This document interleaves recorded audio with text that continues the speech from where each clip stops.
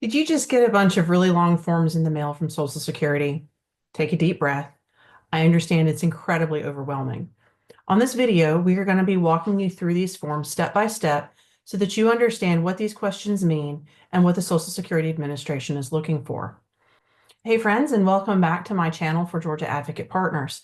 If we haven't met yet, my name is Jennifer Jarvis, and I am a Social Security disability attorney and founder of Georgia Advocate Partners. On this channel, I have made it my mission to pull back the curtain and demystify what is going on at the Social Security Administration when you apply for Social Security disability. I am here to help you through the process so that you can understand what they are looking for so that you can have the best chance of having your claim approved. As always, of course, nothing here should be construed as creating an attorney-client relationship, and this is not legal advice, and I highly encourage you to seek out an attorney for your particular case. With that said, onto the video. Okay, so you've got these forms in the mail. They are thick, they have many pages, they are very overwhelming. Don't worry, we're going to take it one step at a time, and I'm going to guide you through these forms. You should have gotten 2 or maybe 3 forms in the mail. If you only got 1 or 2, then probably others are on the way. The 3 forms that you typically are going to get are the Adult Function Report, the Third-Party Adult Function Report, and a Work History Report. Quick note here, if you are a parent and have a child case, you will get different forms. I am working on creating some videos for those forms. All right, so let's start with the Adult Function Report. It's also known as SSA Form 3373. This is a monster of a form, but what Social Security is trying to get from you is information about how your disabilities and limitations affect your everyday life. These forms do become part of your case and will be reviewed by your claims adjudicator, and they may also be reviewed by other people internally at the Social Security Administration. And if you end up at a hearing, they will be reviewed by the ALJ who is looking at your case. So this is your chance on paper to explain what is going on with you and why it is that you are unable to work. All right, here's tip number 1. I would recommend that you consider answering these questions first on a separate sheet of paper, kind of like creating a rough draft.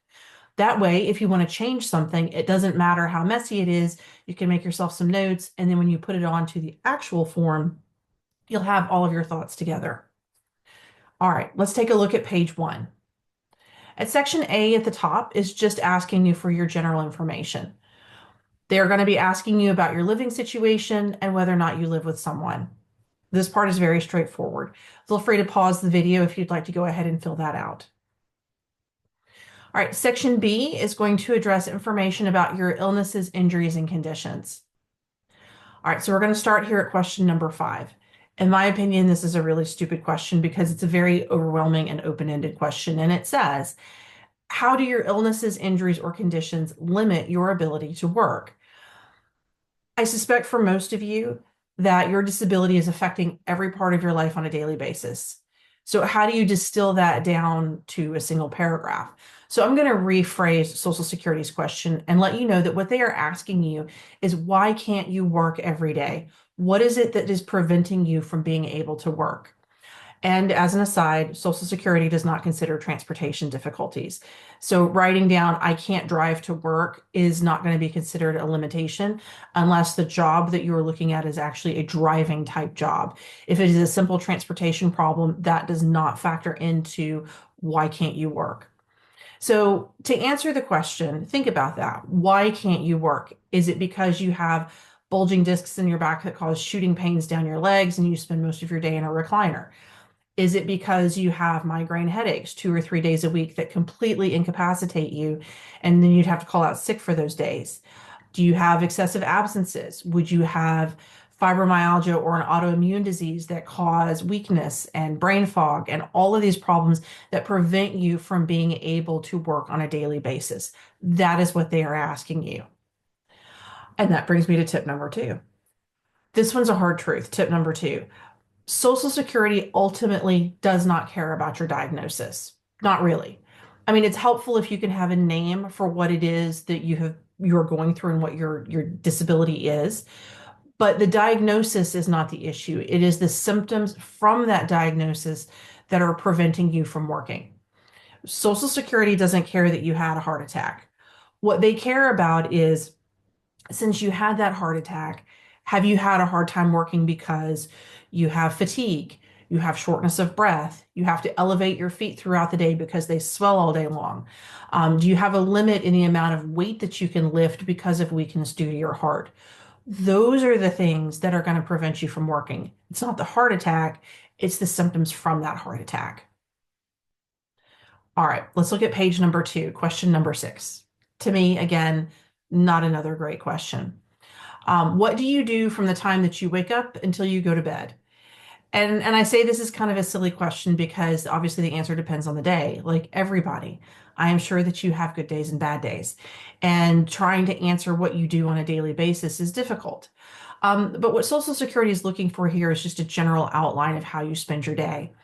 Do you wake up and take pain medication? Do you wake up and it takes some time for you to be able to actually get out of bed? If you try to take a shower, is that going to take you 2 hours and you're going to be completely exhausted by the end of that process?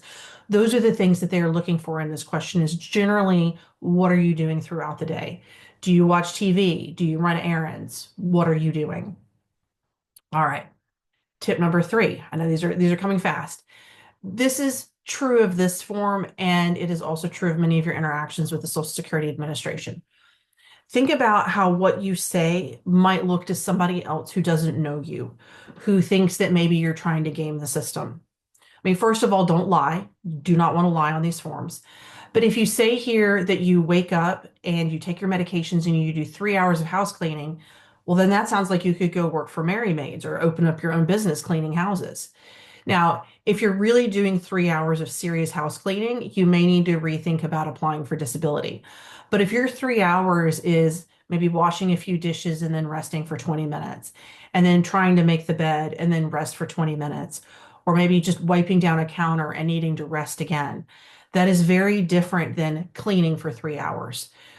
We often want to present ourselves in the most functional way possible, and I really do understand that. And for many of you, this entire process is going to be incredibly embarrassing to talk about why it is that you can't do things the way that you used to be able to do them. But you need to be transparent and honest on this form. So be sure that you think about your phrasing and how that might look to somebody else. If you do laundry, great. But if your laundry consists of moving 2 or 3 items to the washing machine because that's all you can pick up, you need to put that on your form. All right, questions 7 through 9 have to do with whether or not you care for others or if someone helps you care for others. So this kind of goes back to that last tip that I shared with you. If you're a parent, there are going to be certain things that you have to push through and do. Yes, I wake up and I make sure that my child, age 14, is awake and has breakfast and gets on the bus. She is independent in those activities. Or, I do what I can to prepare a very small meal for my children, and then I wait for my spouse to get home to help. You, again, want to make sure that what you are putting on this form is reflective of the truth, but that it is also not going to be construed as I can do more than I really, really can. All right. Question number 10. In my opinion, question number 10 doesn't have enough space. What were you able to do before that you cannot do now? That's probably a lot of things. This is where I talk about tip number 1 about writing a rough draft can help. I would also suggest trying to distill it down to the most major things that bother you about your current limitations. And keep in mind that if you really can't fit it all in this one space, there is a section at the end where you can continue to write. Question 11 is about sleep. I find that my clients who are having ongoing pain issues have the most trouble with their sleep. So if you are constantly waking up in the middle of the night because of back pain or shoulder pain, this is where you really want to delve into that. If you have a hard time going to sleep because of racing thoughts due to your anxiety, that is where you would put this down. All right, so at this point, we are about halfway through this form. If you like this video, please like and subscribe. I will be posting a lot of other videos that go more in depth on topics and will hopefully address other questions that you might encounter as you go through each step of the disability process. Liking and subscribing helps me continue to make content. So please stay for the remainder of the video where I've got some more tips for you about this form. All right, question 12 is all about your personal care. This is a place where things can get embarrassing, and I do understand that. Things I see here are those with people who have physical limitations with reaching, may struggle caring for their hair, Or you may struggle with cleaning yourself after you go to the restroom. Those things happen. It's embarrassing. I understand that. But this is where you want to put that information down. If those are things that you struggle with, that is obviously going to be a problem in your employment situation. So keep that in mind that everything about Social Security is why can't you work? And if you have limitations and things that you do for your personal care that are going to translate into problems at work, that's important to put these on these forms. Ladies, if you have back problems, then maybe shaving is an issue for you. Um, One important thing here is to think about whether or not you've changed how you dress according to the issues that you are having with your physical conditions. I know a lot of my clients with severe arthritis have problems with buttons and zippers. Sometimes they have problems putting a shirt up over their head. And so maybe you've changed to slide-on shoes, or maybe now you wear kind of pull-on dresses. Or maybe now you only wear button-down shirts because you can't actually get a shirt over your head.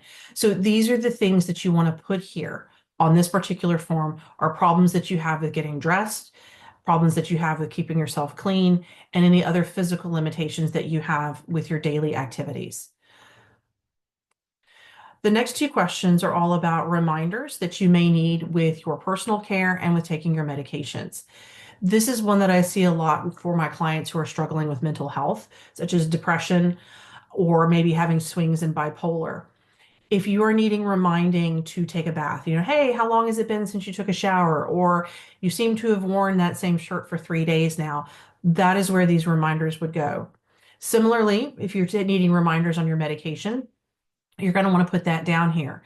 That could be setting alarms on your phones or having a spouse fill a pill container for you. And your reminder is the pill container empty or does it still have my pills in it? Those are the things that go in this particular question. All right, so now we're going to move on to the section about meals. This section is a little bit more self-explanatory. So are you preparing meals? What are you doing with them? Are you doing microwave meals? Are you doing sandwiches? I have clients who they will make a big meal with their spouse, or maybe their spouse makes the meal, and then they kind of put containers of leftovers in the fridge so that all they're having to do is reheat. So those are the things that you're going to want to talk about here.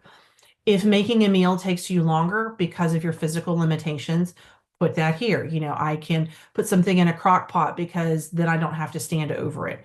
Or I might, try to fry up something, but then I've got to go sit down. Or maybe if you sit on a stool while you're sitting at the stove. I mean, those would be things and limitations that you would want to make sure that you put down that impact your ability to make yourself food.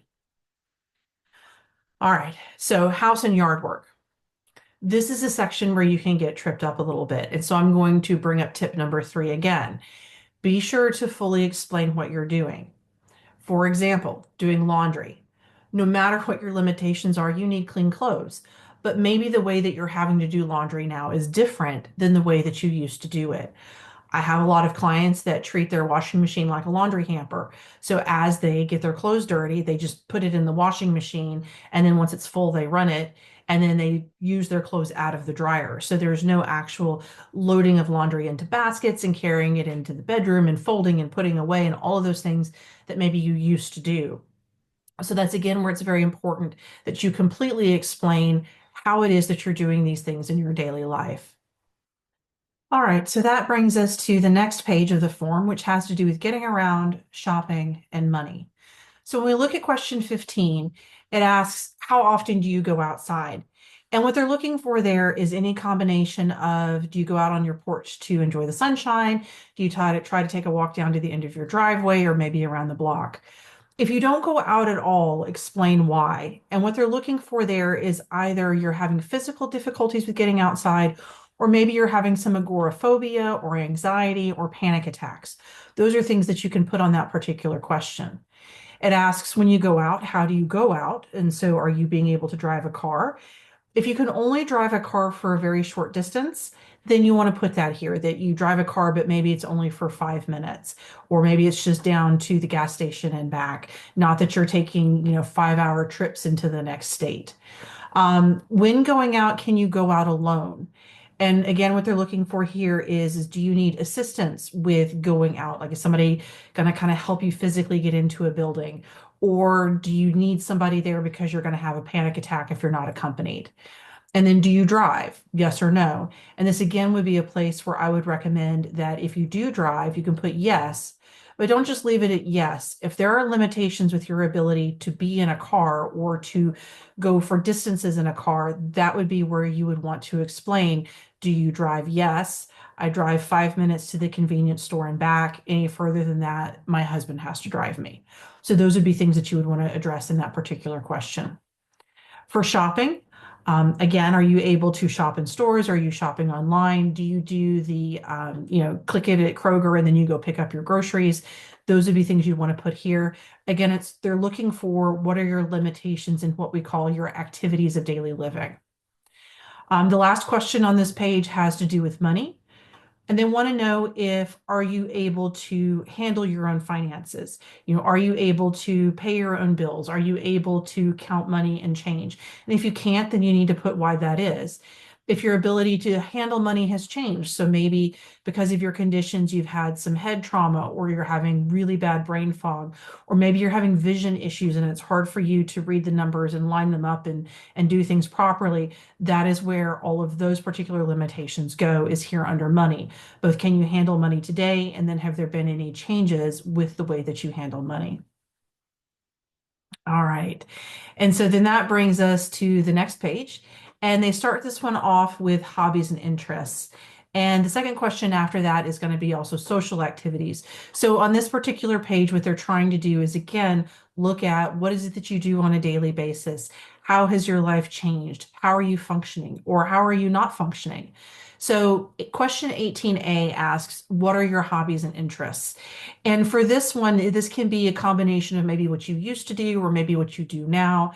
And then how often and how well do you do those things?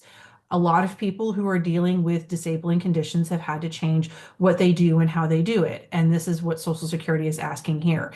If your hobby used to be that you would go fishing on the weekends, but now you can't do that because you've hurt your back and you can't cast the reel, that would be where you would put this. So maybe now what you do is you watch fishing shows on television. Describing any changes since your conditions began, that might be one of the changes. I used to go play tennis with my friends. I can't do that anymore. So now I just go and keep them company, and maybe I watch them play tennis, or maybe I just watch tennis on television. For social activities, what they're looking for here are issues with any depression or anxiety, and whether or not you are actually able to function with other people. So how often do you spend time with others, and how do you spend time with them? Are you meeting up with people in person? Are you only talking on the phone? Do you only text people because talking is very uncomfortable for you? That would be where all of that information would go. Question 19B talks about what are the things that you do with others. Do you maybe go down and see your mom once a week and have Sunday dinner with her? Do you sometimes go to church? Do you need reminders to go places? So like if you have a medical appointment, is somebody going to have to remind you to be able to get there? Are you going to have to set up a calendar notification? And then do you need someone to accompany you? This is very much like that shopping question. Can you go alone? Does somebody need to help you? Do you have panic attacks if somebody's not with you? Do you need somebody to help you and drop you off? And then the last two questions have to do with whether or not you're able to socially interact with people, and whether there have been any changes in your ability to be social and interact with others. For a lot of people going through this disability process, it's not so much that they can't do things ever, but it's that their ability to do things has been greatly reduced. Maybe you used to go to church weekly, but now because of back pain, you really can't sit in the pews anymore because the pews are very uncomfortable. So maybe you only go once a month, or when you feel like you can, or maybe you still go for the social aspect, but you stand in the back and you stand up and you sit down and you stand up and you sit down trying to get comfortable. These would be areas that you might want to put on this form, because it gets to how has your life changed in terms of the social things that you used to do because of your disabilities. All right, moving then now on to section D, which is information about your abilities. Question 20 says to check any of the following items that your illnesses, injuries, or conditions affect. And so, for example, if you have back pain, your ability to lift may be reduced, or maybe you have had some hearing issues or seeing issues. Maybe your vision has gotten really bad and you're no longer able to see. Perhaps because you have arthritis, you have difficulty using your hands, or maybe you've had a traumatic brain injury, and so now you really have a hard time understanding and following instructions. So you're going to want to put a check mark on any of these areas which are affected by your disability. And then the question underneath it says to please explain how each of those things are affected. So, and then they gave you 3 lines to do it. This is another question that a lot of my clients struggle with because they want to talk about each one of those things and they want to get super specific about it. You can absolutely do that. Some of that may have been addressed already in other questions. You do also have the section at the end where you can add more information if you need to. Again, what you're going to want to do is highlight the things that you are not able to do and why it is that you can't do that. I can't reach because I have a torn rotator cuff. I can't get along with other people because I have a very short fuse because I'm in pain all the time. That's what they're looking for in question 20A. Question 20B is very straightforward. Are you right-handed or left-handed? All right. Tip number 4 has to do with the next question about how far can you walk before you need to stop and rest? This is a very vague question, and I think that we have a really hard time understanding sometimes our own limitations. So I would not recommend answering this question until you actually have some data. So one of the things that you can do is maybe if you're a person that walks out to get the mail, time how long it takes you to go out and get the mail and come back. And can you do that? Is that a 3-minute walk? Is that a 5-minute walk? If you like to walk down to the end of your street and back, and that's all the physical activity you can do for a day, time that. Or maybe ask a relative, hey, when you drive down to the stop sign, and can you tell me how far that is? These are things, again, that we have a really, really hard time judging. So I think it's important, if you go to the Dollar General, look at your timer when you walk in the store, and maybe doing your trip takes 5 minutes. Then maybe that's your walking limitation. But make sure that you know what you're putting down there. Because if you just say, oh, I can walk a mile, or I don't know, I think I can walk 2 miles, and you put that on there, walking 2 miles is a long walk, and that's going to potentially make it look like you are more functional than you actually are. Question D asks, for how long can you pay attention? This is another one where you may want to get some data. What they're looking for there is really about what is your ability to concentrate at work going to look like. If you can pay attention to a 2-hour movie and follow the plot, well, then you can probably pay attention for 2-hour stretches, which is what's needed to be able to work. But if you can't even follow a 30-minute television show, that might be an issue. If you can't follow a conversation that people are having, if you can't pay attention to even short TikTok videos or short Instagram videos, that may be where you have issues here. So maybe you can only pay attention for 10 minutes. Again, try to gather some data before you answer this question. Do you finish what you start? So if you're given a task to do, are you able to finish it, or do you get distracted, or do you give up halfway through? The next 2 questions, F and G, have to do with whether or not you can follow instructions. Some people do much better with written instructions because they're having problems with short-term memory. If it's written down, they can go back and refer to it many, many times, kind of like a recipe. If that's you, then you can say, I follow written instructions well, but I have to refer back to those written instructions many times. I can't remember what I've read. Or how well do you follow spoken instructions? I can't remember more than 1 or 2 steps, and I need somebody to repeat the steps to me again. Questions H and I have to do with whether or not you're going to be able to get along with people in the workplace. So how well do you get along with authority figures? So police, businesses, bosses, landlords, teachers. In other words, do you interact appropriately with supervisors? And if you don't, then question I talks about, have you ever been fired because you can't get along with supervisors? I find this one comes up in a lot of cases that have a lot of mental health components, where somebody is maybe bipolar or has other difficulties with interacting appropriately with others, and so then they end up getting fired. That would be where you would put those kinds of limitations, is there on question I. All right, we're getting there. We're almost done. Moving on to the next page. How well do you handle stress? And I think for a lot of people going through this particular process, their stress is redlined at the moment. They've got a lot of things going on. They're struggling on a daily basis.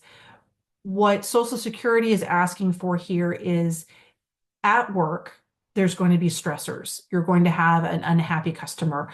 You're going to have a boss that suddenly changes his mind about how he wants you to do your task.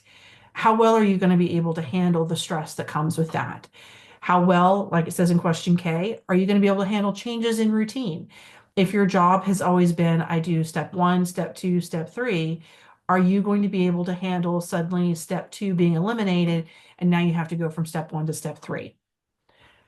All right. And so the next question is a little bit different. It asks about whether or not you're having any unusual behaviors or fears. Um, this entire process is overwhelming, and sometimes people's anxiety starts to flare, and you may find yourself being more afraid or concerned of things than you used to be. I think what Social Security is actually looking for in this particular question is whether or not you're having issues with paranoia, whether or not you're having issues with psychological fear that maybe is not quite rooted in the real world. But if you're having those issues, this is a place that you would want to put those down. Question 21 now is asking about assistive devices. So assistive devices, crutches, walker, wheelchair, canes, braces, splints, hearing aids, etc. Notably, which of these were prescribed by a doctor? This is important because it's part of how Social Security determines whether or not something is medically necessary. Um, I know for a lot of my clients, they are starting to have some difficulty. They may have some balance problems. And so they borrow a cane from a friend, or they just go out and get themselves a cane because it makes them feel better. But then it's never really recorded in the medical evidence and it was never prescribed by a doctor. If this is you, I highly suggest you talk to your doctor at your next appointment about the difficulties that you're having in walking and balancing, and that you need the cane. And does the doctor think you need the cane in order to get from point A to point B? And you may want to ask that doctor for a prescription for that cane. Again, it goes to the medical necessity of the device. Of course, they want to know when it was prescribed and then when do you need these aids. Specifically, do you need them for walking? Do you need them for standing? Especially if you're using an assistive device like a cane. If you're using it for walking, put that down. If you are using it while you stand because you need to balance so that you can shift weight back and forth to get your back to feel better, if you have balance problems and you need the cane to stand, you need to put that on this question. All right, question 22, we're on the last page. Do you currently take any medications for your illnesses, injuries, or your conditions? Check yes or no. And then do any of them cause you side effects? Check yes or no. Then what it says is if you do have a side effect, to explain that side effect. They do not want you to put down medications that do not cause side effects on this last page. I do have an important note just because a lot of you are out there taking diuretics. The purpose of the diuretic is to make you go to the bathroom. That's not technically a side effect because that is what the pill causes you to do. But if you're on a diuretic and it is causing you to have to go to the bathroom all the time, you need to put that here and you need to report that to your doctor and get that into your medical records. Because I see repeatedly that people use diuretics and they're having to go to the bathroom all the time. If you've been in the workplace, you know that there are only a certain number of restroom breaks that are typically allowed. And if you're having to take restroom breaks beyond that, it causes a problem with your employer, especially if you're in one of those jobs where you're on a manufacturing line. So being on a diuretic will limit the number of jobs that you can have because you're going to be in the bathroom all the time. You need to make sure that that is documented somewhere. And finally, we are coming into that last question, and I'm going to provide you with another tip here. So here we are at tip number 5. This is the section where you can write more information. If you do not feel like the answers that you had completely captured what it is that you wanted to say, this is where you can write more. And then that brings me to tip number 6. If you are complaining about an inability to concentrate and you write the Social Security Administration a 10-page dissertation about how you are disabled, that may look inconsistent with your alleged disabilities. I understand that some people with anxiety feel like they have to write and write and write because they want somebody to understand what they're going through. And they're afraid of leaving anything out because maybe if I don't say this one thing, that will be the one thing that maybe makes them understand how disabled I am. Or maybe if I just say it a different way, that will be the key. But beware of turning up the volume so much because it starts to make you look a little bit not believable. And here's another example of that. If you tell me that you are 10 out of 10 of pain every single day for hours and hours, and you can never get out of bed, and you can't concentrate on anything, and you have body spasms all the time, I'm going to tell you that you're exaggerating. I'm not saying you're lying. I'm not saying that I don't believe that you're in pain. But by overemphasizing what you were going through, you have made yourself not believable. On that 10 out of 10 pain scale, 10 is the worst pain you have ever known in your entire life. It is considered to be unspeakable pain, bedridden pain. Someone is actively cutting off your leg without anesthesia while you're conscious type pain.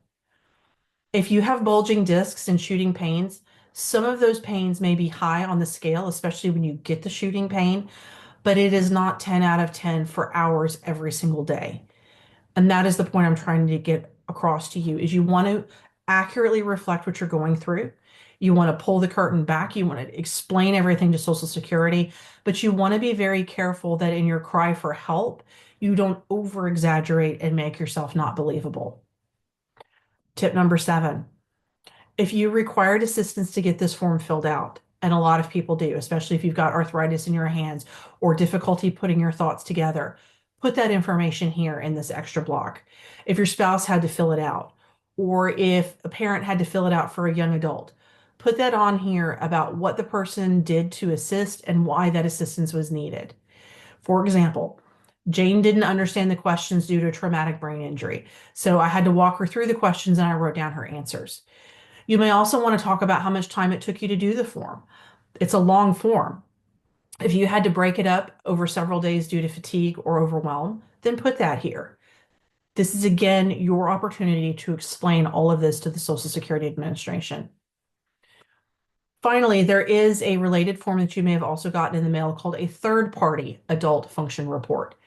It looks identical to the one that we just talked about, but it is supposed to be filled out by someone else other than you. And this is because Social Security wants somebody else's point of view. So, for example, if the husband is the person applying for disability benefits, they will a lot of times send this form to the wife. They want two perspectives on how you are functioning in your day. And here's the last tip I have for today. It's tip number 8. You're going to need to return these forms to the Social Security Administration. First, make a copy yourself of your forms. Take a picture on your phone, take a scan on your phone, take them someplace and get a copy. The Social Security Administration is notorious for losing things. And the amount of time that you just spent on this form, there is a chance that it will get lost. At least if you had a copy of the form and then Social Security says, oh, well, we never got it from you, you can simply resubmit your copy. If you have sent it in and have not retained anything, and then Social Security says, oh, well, we lost it, well, now you're in a world of hurt because you're having to do it again. The second part of tip number 8 is to document how you returned the form. Did you mail the form? When did you mail it? Did you drop it by the Social Security local field office? When did you do that? Who did you give it to? What was their name? You need to document all of that information so that if there's ever a question about, well, what happened to your forms or you didn't turn them in, you have proof that you did, in fact, turn in your forms. And then the third part of tip number 8 is you should probably follow up with the Social Security Administration about a week after you turned them in to make sure that they were actually received and processed. All right, we have reached the end of this very long adult function report. I hope this information was helpful. Again, if it was, please like and subscribe and tell other people. If you are in the Georgia area and would like representation on your case, please feel free to check out my website, georgiaadvocatepartners.com, and send in a representation inquiry. I have a lot of information there, and I'm constantly adding downloadable guides and blog posts. We're also in the process of revamping our website as well, so there's a lot more content to come. You can also follow me on Facebook and Instagram. If you have a specific question that you would like answered, please feel free to fill out and submit a question form. And if I can get that question a couple of times, I will definitely make a video and try to help everyone out. So until next time, take a deep breath and just know that this is a very long process and you'll make it through. My name is Jennifer Jarvis with Georgia Advocate Partners, and thank you so much and have a great rest of your day.